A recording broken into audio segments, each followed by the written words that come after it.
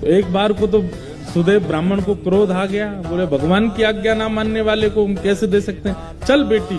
अपनी पुत्री को उठाने लगे तो पुत्री बैठ गई, बोले नहीं, महाप्रभु जी ने आज्ञा की है कि तुम इनकी हो, मैं तो इनको सर्वस्व दे चुकी हूँ, मैं तो इनको अपना मान चुकी हूँ, ये भले मुझे स्वीकार ना करें। पिताजी अब आपका कर्तव्य नहीं है, मेरे परम पिता जगन्नाथ जी ने मुझे इनको सौंपा है, अब मैं इन्हीं की हूँ, चाहे मुझे स्वीकार करें चाहे नहीं करें। जयदेव महाप्रभु बोले वाह, ऐसा समर्पण तो हमने नहीं देखा भैया। अरे तुम्हारे पिता कह रहे हैं चलो तुम, बोले नहीं महाप्रभु जी ने आपको अर्पित किया तो मैं आपकी हूं। जयदेव महाप्रभु बोले छोड़ जाओ इनको, 2-3 दिन हमारी दिनचर्या देखेंगे खुद ही भाग जाएंगी ये। लेकिन पद्मावती का ऐसा त्याग, जयदेव महाप्रभु अगर उस वृक्ष के नीचे बैठे हैं तो उनके सन्मुख वाले वृक्ष पर बैठ जाती और उनको अपलक नेत्रों से देखती।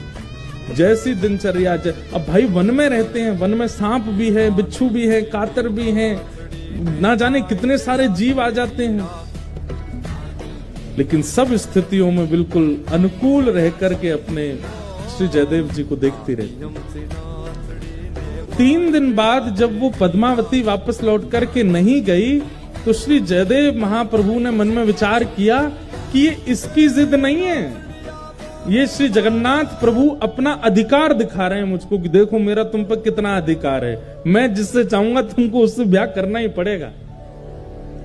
और ये बात सोच करके श्री जयदेव महाप्रभु रोने लगे कि ठाकुर जी मुझ पर कितना अधिकार मानते हैं कि मेरे 5 बार मना करने पर भी ये कन्या अपनी स्थान से हिल नहीं रही। इसकी सामर्थ्य नहीं है कि ये वन में रह सके, इसकी सामर्थ्य नहीं है वृक्ष के नीचे रह सके, इसने कहां तपस्या देखी है, लेकिन इसको ये सामर्थ्य कौन प्रदान कर रहा है? महाप्रभु जी। जयदेव महाप्रभु ने जब इसको अधिकार माना कि ये जगन्नाथ जी का अधिकार है मेरे ऊपर, और अधिकार मान करके पद्मावती से कहा मैं तुम्हारा वर्ण करूंगा, चलो।